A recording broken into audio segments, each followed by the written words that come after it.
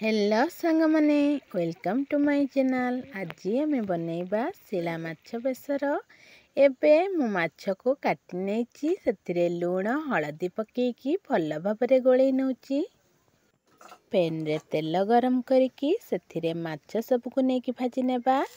एबे मु गोटे गोटे करिकी माछ नेकी भाजी नेउछि। देखंतु बेसी माछ एकाथरके पकेइबेनी नहले भांगी जिवो। एमिति दीटा चारटा लेखा पकेकी भाजी नेबे। मोर गोटे साइड भाजी आसलानी तो मु आउ गोटे साइड को एमिति लौटे नउछि। एमिति भल भाबरे डीप फ्राए करनेबे। एठी हमर माछ भल भाबरे भाजी हे गेलानी। आमे आउ गोटे जगह को बाहर कर नेकी सेई जगह रे आउ किछि माछ नेकी भाजी नेबा। देखंतु एमिति दुई थर करिकी मो सबतक माछ भाजी नै सरलेनी।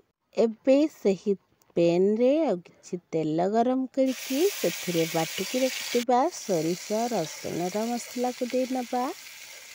एठी मो लंका बाटी नहीं काहेकि ना मो पाखरे लंका गुंड अवेलेबल अछि। एबे आमे सेथिरे पकेबा हळदी गुंड, लंका गुंड, लूण आउ किछि धनिया पाउडर आउ चिकन मसला। एबे आमे एको भल भाबरे एमिति भाजी नेबा आउ किछि पानी दे नबा। एठी मो तेंतुली को भिजेकी रखिथिली तो तार रस काढिकी मु पकेइ नेछि।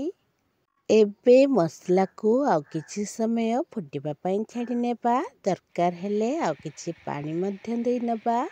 मु एठी आउ किछि पानी दे नेछि। आपण माने एमिति शिला माछ रांधंती कि नहीं मते निहाती कमेंट सेक्शन में जणांतु। एठी हमर मसला भल भाबरे फुटी आसलानी। आमे भाजिकी रखिथिबा सबुतक माछ को एमिति देई नबा। एबे आमे माछ को आउ किछि समय सिझिबा पई छाडी नेबा। सेही समय भितरे मु किछि धनिया पत्र तोଳି नउछि। तोଳିकी आनिथिबा धनिया पत्र को तरकारी हेई सारिबा परे एमिति ऊपर पकेइ नेबे। जहा द्वारा तरकारी रो गरम बाफरे सेटा सिझी जिवो आ बहुत बढ़िया फ्लेवर भी आसी।